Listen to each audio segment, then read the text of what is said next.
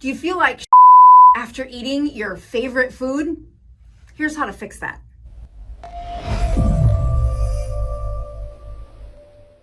Feeling nauseated or bloated or downright ill after eating certain foods is almost always due to a food sensitivity or a food allergy. Unless you're a toddler, reactions to foods like eggs, dairy, and nuts are acquired. And with a little bit of work, you can enjoy that cream in your coffee or that omelet without spending the afternoon in the toilet or broken out in a bunch of hives. While many patients and their doctors recommend an elimination diet, that doesn't get rid of the core problem, it just helps the symptoms from not coming along. These allergic reactions originate within your immune system, which means they're in your lymph nodes, your bone marrow, and they're communicated through your white blood cells throughout your body. Those white blood cells are out defending you against foreign invaders and keeping your immune system clean from objects of toxins and little bugs. But one day in your recent past, your immune system made a mistake and it accidentally started to attack a food, and that happens. Unfortunately, those white blood cells in your system replicated, and they kept replicating, and now every time you touch one of those foods, your body overreacts, thinking that that food is a foreign invader. Copies of these misbehaving white blood cells grow and perpetuate, that you don't just have a reaction one time, but you have a predictable response every time you eat that food. Mistakes happen in our immune system all the time, but because of several intricate cross-checks, those mistakes don't replicate. Unless you have chronic inflammation in your lymph nodes, your bone marrow, and throughout your body. This problem of a food insensitivity started when you had that mistake of making those antibodies during a season of inflammation.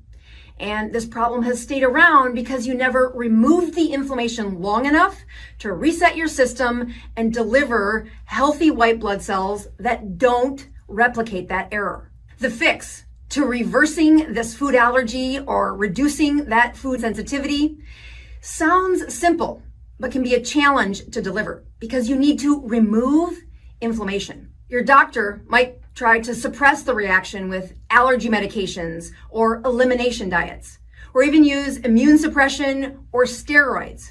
Although this reduces the symptoms, it does not correct the problem. To fix this, your body needs to stop producing so much inflammation. And the way we create that chemistry is a shift in your food. Foods that decrease inflammation are also the foods that do not stimulate insulin.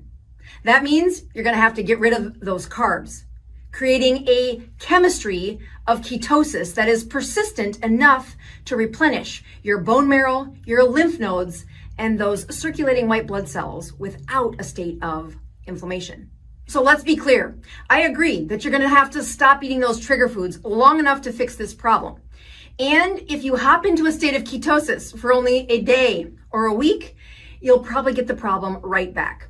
The persistence of ketosis is how we really genuinely correct this problem. The length of time that I recommend my patients stay in ketosis correlates to how long they've been sick. And by sick, I mean how long they've been overproducing insulin, which perpetuates that chronic inflammation deep within their body. A real return to health depends on how long you've been excessively producing insulin and harboring all that inflammation. If you're in your 40s and you've been chomping down processed carbs from a standard American diet, you're inflamed, at least at a cellular level, and you're likely insulin resistant, even if you don't know it. That inflammation caused this food sensitivity.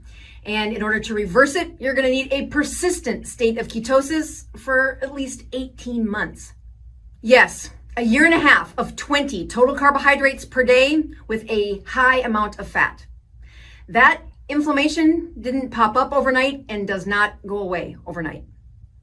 The good news, after 18 months of a ketogenic state, you will have more to show off than the reversal of your food sensitivity.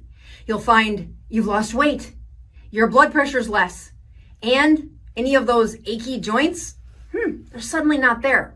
Why? Because all of them were caused by this chronic inflammation. If you're in your 20s, your inflammation hasn't had the time to seep deeply within your tissues. 6 months of persistent ketosis will do the trick. And that persistent acne that you've struggled with will be a problem of the past because it too is rooted in chronic inflammation. Your history of making excess insulin will haunt you. And if you overindulge in those sweet treat carbs, you will recreate the environment that caused that problem in the first place, and those misbehaving cells will be back. This ketogenic lifestyle is worth it. If you want to learn more about insulin and how to cure insulin resistance, check out this video. I'll see you there.